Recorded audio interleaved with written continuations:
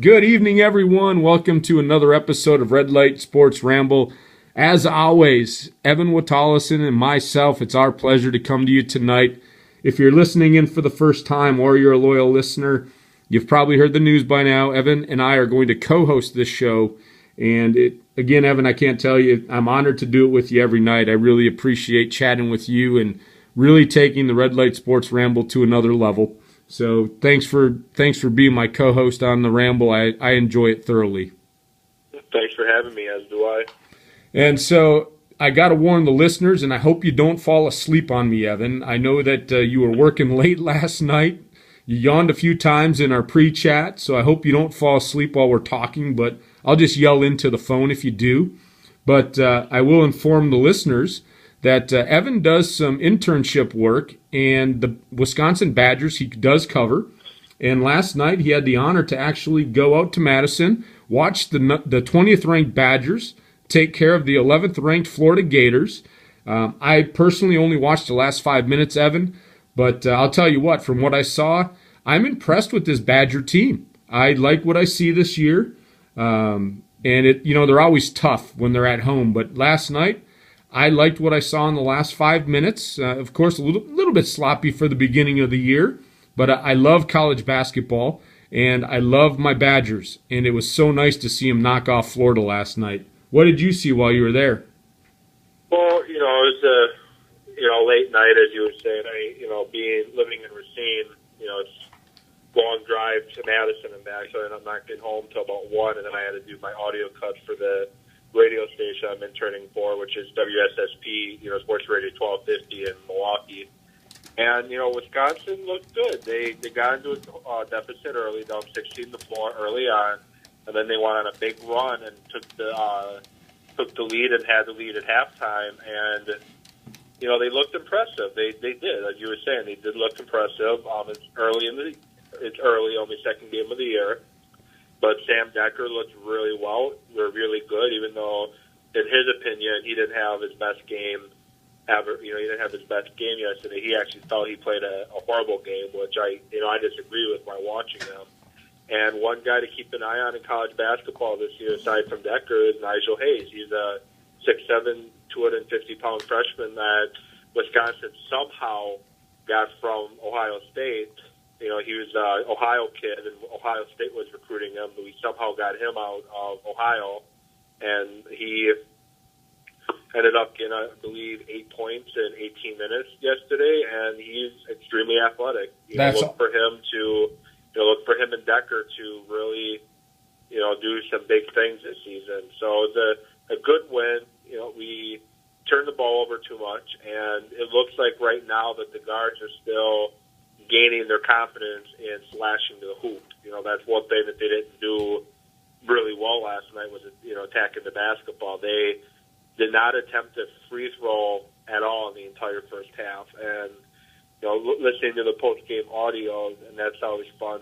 Bo Ryan's a coach that, I listen to, watch, listen to, respect big time. So it was very cool sitting in the media room while Bo Ryan is doing his press conference. So enough about the Badgers, though, but it was a very fun experience, even though it was a very long day. I can imagine it was a long day. That's not a little hop, skip, and a jump from Racine. I mean, that's a little bit of a drive, and I just got to give a woo-hoo that we got somebody away from Ohio State. I don't care if it's basketball or football. I don't even care if it's hockey. Just the whole thing of taking somebody away from Ohio State. That makes me feel very warm inside that we've done that. You have the same love for Ohio State as I do, I see. Oh, yeah. You and I are on the same level there. I root for every team in the Big Ten Conference to do well, be successful, except Ohio State. Yeah, and you said that. You and I were talking about something college football early in one of our rambles, and we had said the same thing. When it gets to bowl games, everybody but Ohio State. And so, but it goes for me deeper than football. It is just any sport. If we could beat Ohio State, even if it is in swimming, that's great. I want to beat Ohio State. Good. So, but with that said, now that we're co-hosting together all the time, it's nice now that I can have somebody go over the power rankings with me. And I'm not sure how many of those episodes you had listened to, but I always go through a couple. I go through them. I give my opinion, and these things are all based on opinion anyway, right? But Yeah. when I look at it, it's going to be nice now to have somebody either agree or disagree with me instead of me just giving my opinion. So I know we chatted a little bit in the beginning. Both of us agree that just because you're 9-0 does not make you the best team in the league. No, not at all. So I'm going to let you go first as to why the Chiefs should not be number one and who you would insert into number one in the power rankings. The Chiefs, when I look at the Chiefs, they're a very talented football team. They have a very strong defense, probably one of the best defenses I've seen in quite a while. They dominate. But the reason why I don't see the Chiefs as being the top team in football is they're very limited offensively. Alex Smith is a game manager. Not that that's a bad thing, but he's a game manager, and he's not going to win games for you, I think, in the playoffs. When the game is getting very tight, fortunately he won't lose a game for you, but he's not going to go out and win a game for you if he has to go out and do that. He doesn't throw a very good deep ball, and who knows how Charles is going to hold up. As I believe right, he was hurt last year, so or maybe it was the year before, so there's always that possibility too. Now, looking at the top five that ESPN has, looking at it, the Saints had a very impressive game against the Cowboys. The Seahawks have been playing outstanding, although they did have to come from behind in a couple games, and they looked very sloppy against the Tampa Bay Buccaneers not long ago. But the Buccaneers have been playing everybody tight. I think the Buccaneers have maybe been blown out once. Then you got the Broncos sitting at 8-1. If I were to do this, it'd be very hard for me to pick between the Broncos and the Seahawks as the top team. And if I had to, I would pick the Broncos just because of the Peyton Manning factor. Manning is the best quarterback in the NFL right now. He's putting up the best numbers. He's leading that Broncos offense. He's dominating. His injury, concerns me a little bit. He's having some ankle issues, but he is expected to play. But I would put Denver number one right now. And I would agree with you, even though when you look at their record, and this is the stat, and it's at the ESPN, and for people that want to see it, I have part of it on my screen. I'm looking at it as we talk. And so when I look at it, the note there, the comment is Denver is 8-0 against teams currently at or below 500 and lost to the only opponent with a winning record, the Colts. So some people might argue that their schedule has been weak. But they don't make their own schedule. You have to win the games put in front of you, and you never apologize for a win. Exactly. The reason I'd put them up there is because now they get into the heart of their schedule. And they got the Chiefs, the Patriots, and the Chiefs again. And when I look at it, I think when all is said and done after those 3 weeks, what you were saying between Denver and Seattle will be able to determine who's number one in these rankings. I think it'll be the Broncos. I told you, the Seahawks may have looked as impressive. You and I chatted a little bit. I like the way the Saints are playing. I think they're not getting a lot of headlines. I think they're playing very consistent. I just don't like the inconsistency Seattle's been showing me. So I would actually, you would debate between them being number one. I would actually move the Saints ahead of them. Again, and that's what's great about this. It's all opinion. Yeah. If either of us could go out and actually predict it, we would probably be making millions and millions of dollars doing it. But yeah. I'm real impressed, and I think the reason maybe I'm doing a little bit with my heart with the Saints, because you and I even talked about it. We thought their defense wasn't going to be anything this year, and they're playing well above their heads. And I think they've been tested a little bit, but I also don't think that they've been tested consistently game after game after game, and we shall see as the season goes along.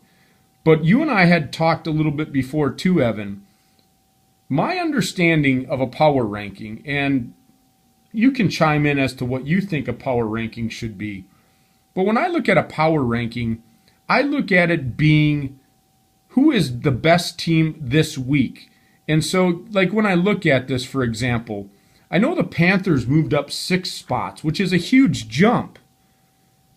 But unless I'm wrong, I believe they're the hottest team in football right now. They're playing great defense. Offensively, they didn't do great against the 49ers, but the 49ers have a good defense. And I think, just to me, the Panthers are the hottest team right now, and I would actually move them up even higher than the Patriots because I'm not real impressed with what New England's been doing. I know they've had some injuries, but they're 7-2, and again, they're getting the wins. But I think the Panthers are playing better football than the Patriots. What do you think about that move? I would have to agree with that. And, the Panthers are winning for the same reason that you and I talked about. I think it was our very first ramble, about the sleeper teams. And I said the Panthers would be a sleeper team. They'll make, they would push for a final playoff spot. And I actually have them getting one of the wild cards.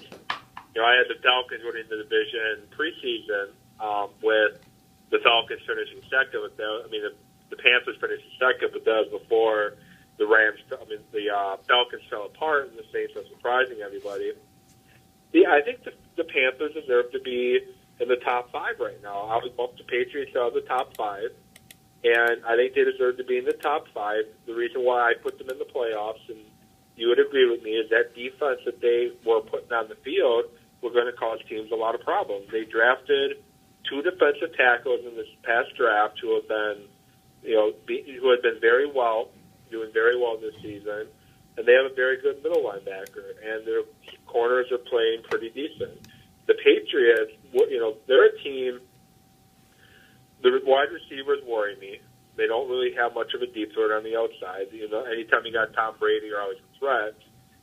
And Patriots defense is playing pretty well right now. But I would move the Panthers ahead of them for reasons that you were saying. They're the hottest team right now, and their defense is playing very good football. And Cam Newton's playing pretty good football too right now. So yeah, I would definitely put them in the top 5.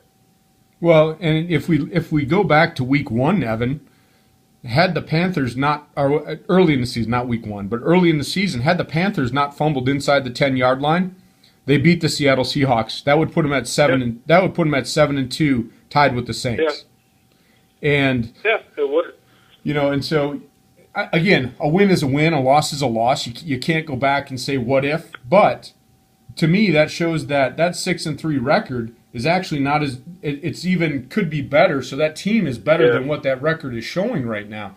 Now, yes, it does. This could change next week, and that's my only beef with the power rankings is that sometimes I think they're giving people the benefit of the doubt, and you and I talked about this, and I'll just jump into what we think with the NFC North. The Bears and Packers at 11-13, no way. They need to be lower. They need to move down farther in the rankings. They only moved the Packers down 2 spots. They don't have Rodgers. And we know that they're not the 13th best team right now. Yeah, I don't think they are. If I was doing this, and it's painful to say this because I bleed green and gold, and I'm sure I'll be people saying who listen to this, watch this, say I'm not a real fan for saying this, but I would actually move them down probably 15 or 16 right now because the Packers without Aaron Rodgers, and of course they lost to the Eagles, so I would put the Eagles ahead of the Packers, but I think what ESPN is doing is based off the record per se, because if you look at it, every team, 9-0, 8-1, 9-1, it goes in order of records. But the Eagles just beat the Packers, and I would put them at 15 or 16. You look at the Packers without Aaron Rodgers, better than a Tony Romo-led Cowboys.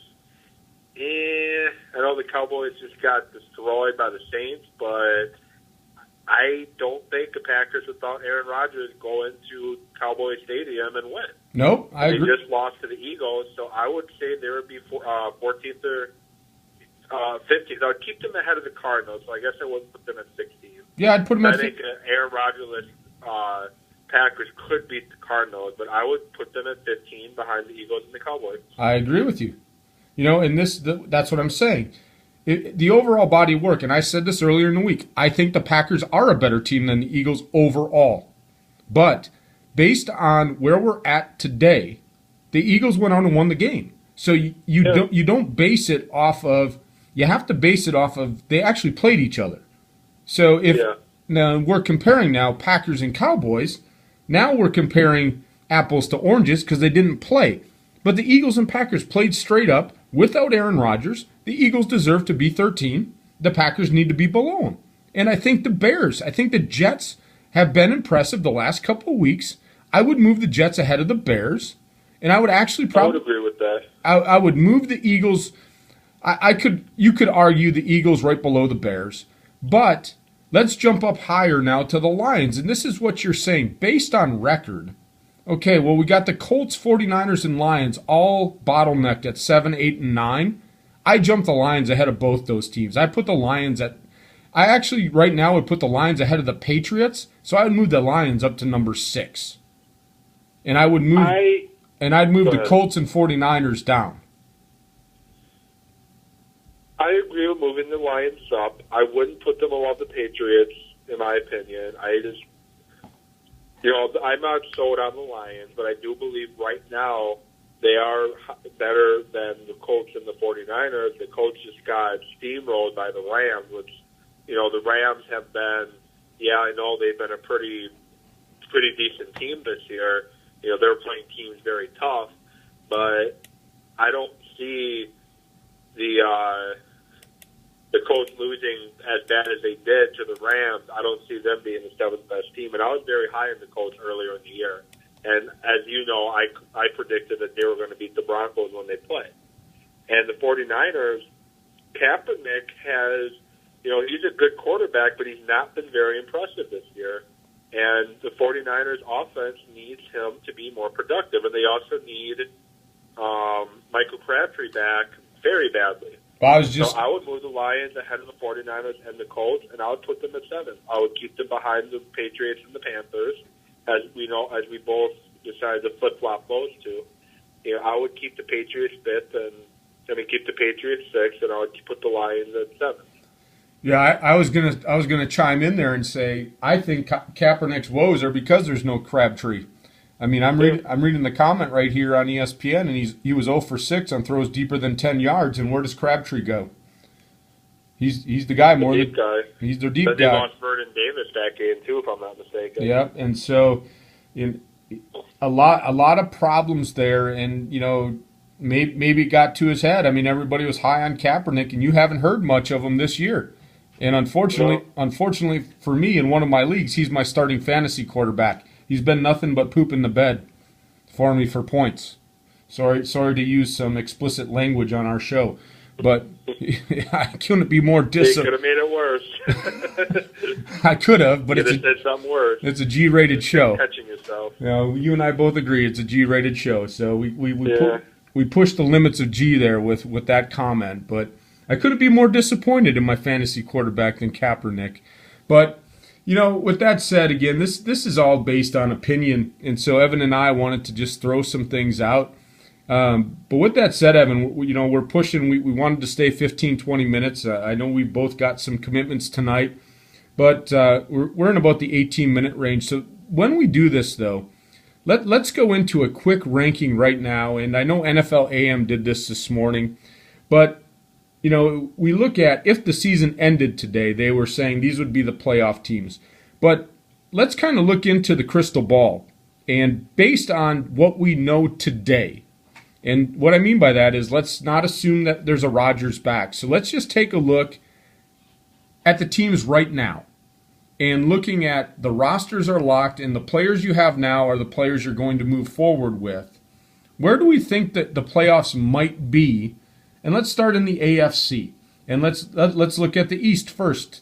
Do you think that the Jets or the Dolphins can actually battle the Patriots for that division? No, the Dolphins are a huge mess right now, and the Jets with the rookie quarterback, they're very up and down. Week to week, they got slaughtered by Cincinnati not long ago. Okay, so and they also beat the Saints the following week, so they're very up and down. So that division, it's the Patriots. Okay, they're going to win that division easily. So we give that division to the Patriots. Let's go to the AFC North.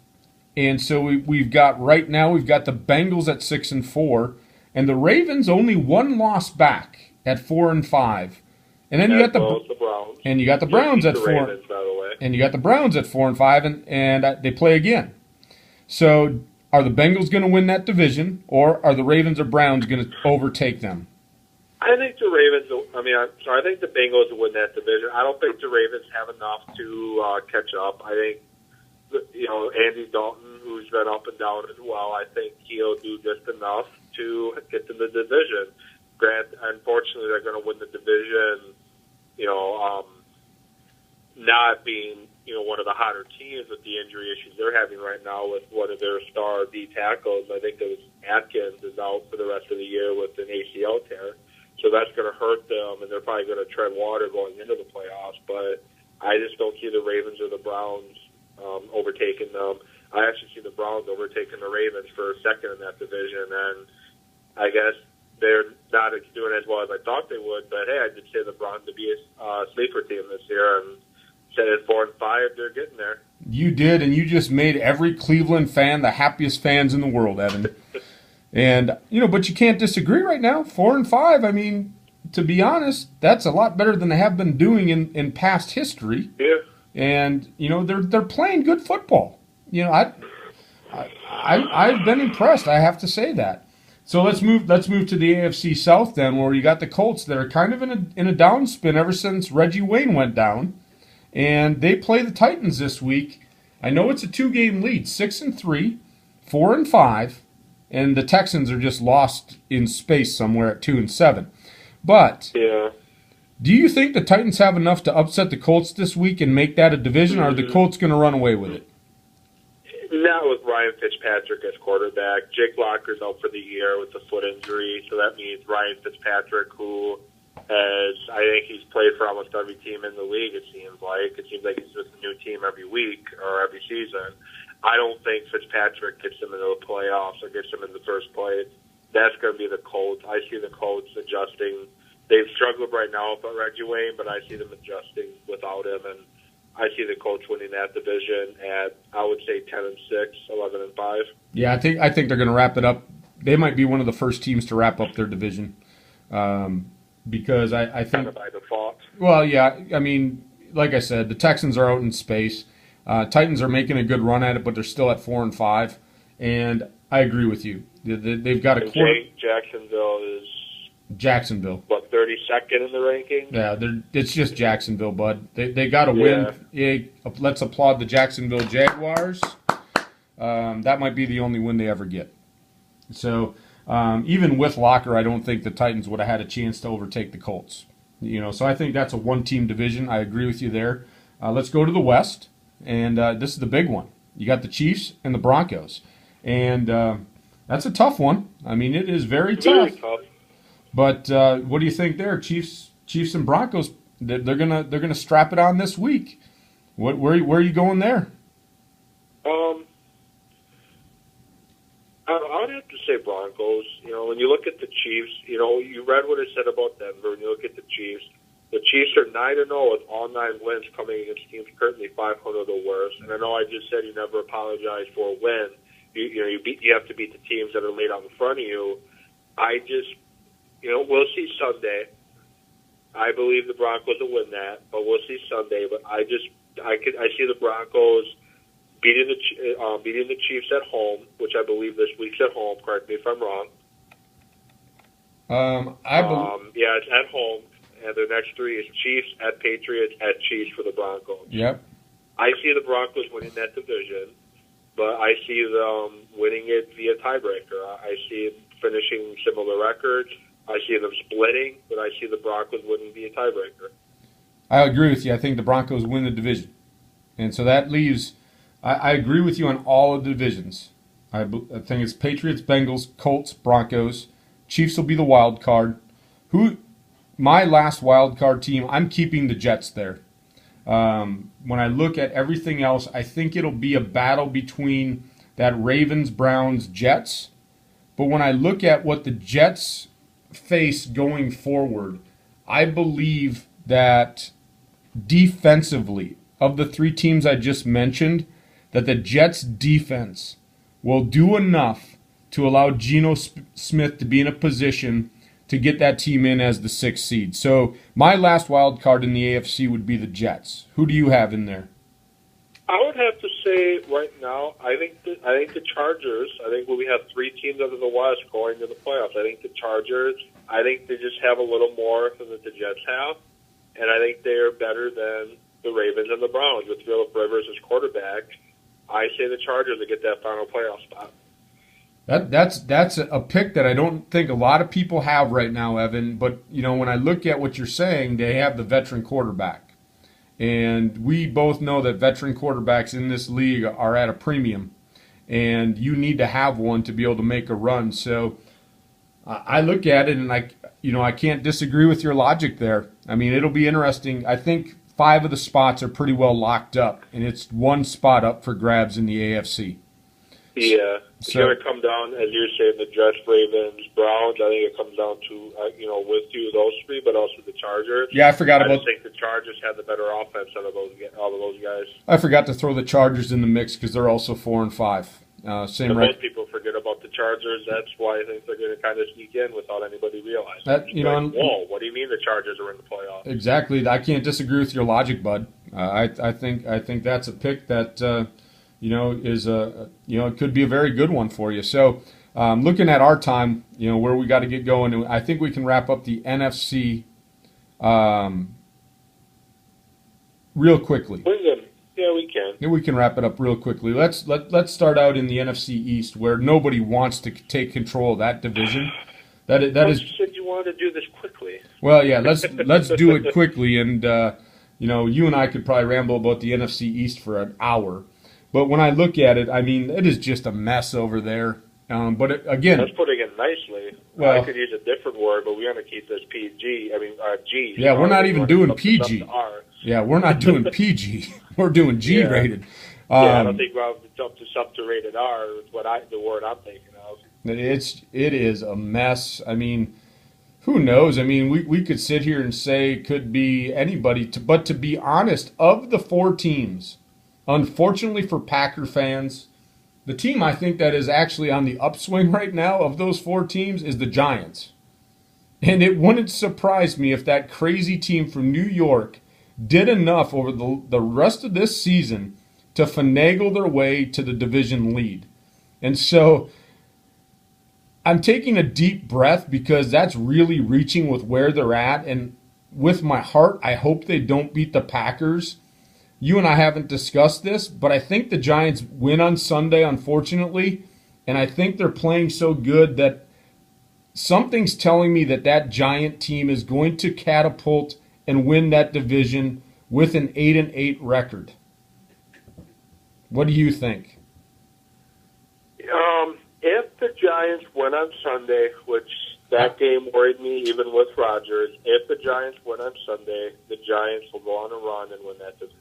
Because that'll put them at 4-6, and the Cowboys and Eagles are. I don't know how if either of them can contain a upswing Giants team, but I would say as of right now, I think the Eagles, with how hot Nick Foles has been, and the playmakers the Eagles have on the outside, I would give it to the Eagles as of right now. But that will change if the Giants win on Sunday. Yeah, I hope not. My just Packerness and not analyzing anything, my Packer fan in me says go Pack. But when I look at where we're at and the game being in New York, we'll talk about this tomorrow when we get into predictions and so much because I want to get this moving along.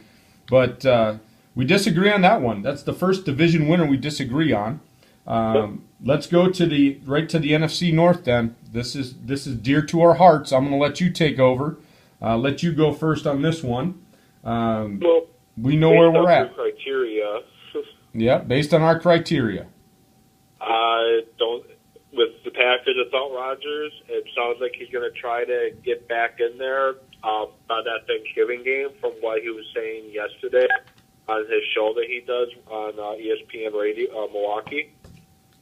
As of right now, though, I got to give it to the Lions. I just think with that defensive line that they have, they're going to be a tough team to move the ball on if they get pressure on the quarterback. Because you could beat the Lions through the air, but if you don't have no time to throw, it's going to be tough. And then with Reggie Bush, Kelvin Johnson, and Matt Stafford, those three are just in sync right now. So I got to give that to the Lions. Yeah, unfortunately. I think the Lions are playing good football right now, and I agree with you. I think the Lions are going to take that division. And again, based on our criteria, if Rodgers comes back for the Lions game, my whole perception of what happens the rest of the year will definitely change. But based on what we have, the information today, I have to go with the Lions myself. So let's move to the NFC South. And when we look at the South, where are you going to go down in the South? Well, I believe the Panthers and the Saints play each other twice still. Yeah, I believe they haven't played yet. But I think with the way the Panthers are playing right now with that defense, I think the Panthers end up winning that division. I agree with you. You stole my thunder. I should have went first on that one. Darn it. Darn it. I think you kind of knew that, though, from me talking about earlier in the power rankings. I think the Panthers' defense has gelled. And we both know that, yes, you got to have a great offense. You got to put points on the board. But defense, ultimately, if you can control the game and not let the other team score, you only have to put up 10 points, thus the way they beat the 49ers. I think the Panthers... And the Panthers have a good power running attack, and that's what the Saints struggled to stop against the Jets. Yeah, I agree. And so, stole my thunder, but we both agree on that one. So let's go out west now, NFC West. I'll let you go again first because I'm that nice of a guy, Evan. You can go ahead. Well, when we look at the West, I mean, to be honest, the 49ers, to me, offensively are discombobulated right now. They don't know what's going on, and it almost looks like they're guessing. Granted, they ran into a buzzsaw with Carolina, but only to put up 9 points on an offense that was supposed to be so prolific this year kind of disappointed me. I'm giving it, to be honest, I'm giving it to the Seahawks. And I don't even think the 49ers are going to make it a division. I mean, they've already got 2.5 game lead on the 49ers. So I'm going with the Seahawks there. I agree with that. And I just got to give one reason why. Lynch is running the ball really well, and he makes life easier for Russell Wilson. Yeah, I mean, Lynch. And again, I'm looking at our time, and we really went probably longer than we thought we even would, double what we wanted to do, which is okay. That's just our nature. Yeah. That's just you and I, bud. But I think the way Lynch is right now in his professional career, I'm envisioning the Packers having that over the next few years, and Eddie Lacy being that same type back that Lynch is. So that leaves us with 2 playoff spots in the NFC. I'll pick my first one. You can pick your first one. If I give you one, pick a different one, and then we'll see if my second one is who your first one is. Does that make sense? Well, I think, and correct me if I'm wrong, I think we only got to really pick one playoff spot because I think we both kind of see the Saints making the playoffs. Yep. In one of the wild card spots. Okay, yeah, we can agree there. Saints are going to make the one. That's going to be the one. So my second wild card team, unfortunately, and Packer fans are going to kill me, but again, it's based off today, thinking that Rodgers is not in the game. And so with that said, I'm taking the 49ers as the second wild card team. But again, I have to preface this because I don't want Packer fans mad at me.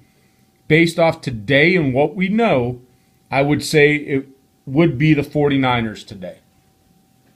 And you told me I have to pick a different team. Well, you don't have to. I would have to go with the Niners then as well. Okay, so we agree. God darn it, we always agree, Evan. We always agree. Hey, not for the AFC. No. Yeah, same reason as you. It's going to be the Packers have a very uphill climb to make the playoffs. They have to win the division to make the playoffs. I see the 49ers getting a wild card. The Packers need to make a division run. Fortunately, they have 3 division games left, so they can make a run. But that's the only way right now I envision the Packers making the playoffs. So without Rodgers, you have the Giants this week, which should be a tough win. You have the Vikings, which should be a a pretty easy win. And you had the Lions, and that's entirely up if Rodgers is back or not. If Rodgers isn't back, I don't see them keeping up with the Lions' offense. No. And if Rodgers is back, then I could see the Packers getting the win on Thanksgiving. So that's why I got to give it to the 49ers right now. Yeah, and again, our whole demeanor may change when Rodgers comes back. But I agree with what you said. And if Posey goes up and lights up the Giants, and Eddie Lacy runs all over the Giants, that could even change it. Yeah, I mean, again, we're basing this off of today. I mean, it's a very hypothetical prediction. We'll probably do this again, but we have to go just with, we are doing a power rankings segment, and so based off today and the power rankings and the way the teams are, I think that's the way it rolls out. So, hopefully Packer fans forgive us. Yeah, Packer fans are smart. I think they're going to hear what our reasoning is as of today, right now. This is what we feel, and I think they're going to understand. And so, if you look at the standings right now, the Lions are the front runners in that division right now until they are no longer in top of the division, and they own the tiebreaker over the Bears. We own the tiebreaker over them right now, but we obviously to finish tied with that for that tiebreaker to mean anything. But we have to beat the Lions twice in order to have that tiebreaker over them. Because if we finish with the same record, if we split with the Bears, then they own the tiebreaker because of that, because they beat the Bears twice. So it's a very uphill climb for the Packers, and it's going to be tough for them. Yeah, but like I said, Packer fans are smart. They're going to understand where we're coming from. Yeah, and as I wrap it up, I know we both want to get out of here. Sorry to our fans. We'd go longer, but Evan and I do have lives, believe it or not. Outside of talking to you guys on the Red Light, outside of the Red Light Sports Ramble, we do have lives. Not that we don't enjoy this, but we do have lives outside of the Red Light Sports Ramble. I do want to thank our fans, though, Evan. You and I were talking about this. The viewership on the YouTube channel that we have with Red Light Sports Ramble is awesome. I know that people are commenting on Twitter. It warms my heart to see that people are listening, people are commenting. We do it because we enjoy it. It is fun for us, so we're glad that you enjoy it. Keep tweeting, keep viewing. And if you guys ever want to hear any topics, just throw them out there, and Evan and I will definitely discuss them and find a way to work it in our show. I know we had one about injuries, but I think we can tie that into tomorrow when we actually do our preview of the Giants-Packers. But other than that, Evan, if you want to give the fans thanks, you can. But from the bottom of my heart, everyone that follows us on Twitter, everyone that views us on YouTube, I appreciate it from the bottom of my heart. So thank you to all our fans. Yeah, just what you said. Thank you to everybody, and keep listening, keep making suggestions. Any way we can, make the show better, let us know. I take criticism very well. If there's something that we can do differently, let us know. But, give us topics, give us questions. I'm just thankful for everyone that's, being loyal listeners. So it really means a lot. It does. So with that said, we'll see you at the next red light, everyone. We'll get at you tomorrow. Have a good night.